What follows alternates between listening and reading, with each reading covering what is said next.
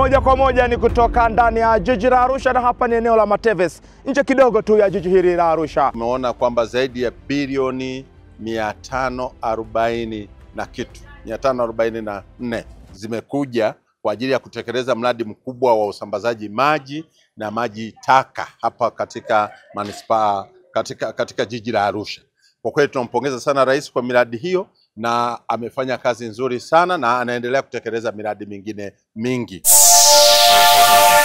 Waswahili walisema maji ni uhai, na huu ni mwendelezo wa ziara ya kikazi ya kamati ya kudumu ya bunge ya hesabu za serikali. Na hapa ni moja kwa moja ndani ya makao makuu ya mamlaka ya maji safi na usafi wa mazingira Arusha. Tumeona kwamba katika upande wa upatikanaji wa maji sasa katika mkoa wa Arusha, katika eneo ambalo linahudumiwa na AUSA, sasa imeongezeka mpaka hadi kufikia 67%, na upatikanaji huu unaipelekea nchi kwa kweli jiji la Arusha kuwa na hali nzuri. Katika maeneo ya mijini upatikanaji ni mzuri kabisa. Sasa hivi uzalishaji wa AUSA umefikia lita milioni 200 kwa siku, lakini matumizi au mahitaji yako chini ya hiyo. Kwa hiyo kuna ziada ya maji. Na kipekee tumepewa pongezi zaidi ya kujenga ofisi za kanda na main office hapa tulipo. Tumepokea pongezi hizo, lakini tumepewa maelekezo. Maji tayari mradi mkubwa umefika mjini. Maji yamefika mjini. Mradi mkubwa umekamilika kwa 100%. Tuna maji mengi. Maji kwa sasa tunapata zaidi ya lita milioni 200.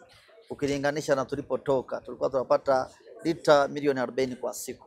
Kwa maelekezo tuliyopewa na kamati ya kudumu ya bunge ya hesabu za serikali, tuhakikishe kila mwananchi anapata huduma ya maji safi na salama kwa wakati na kwa masaa ambayo yamepangwa, kwamba at least mwananchi apate maji kwa muda wa masaa 24.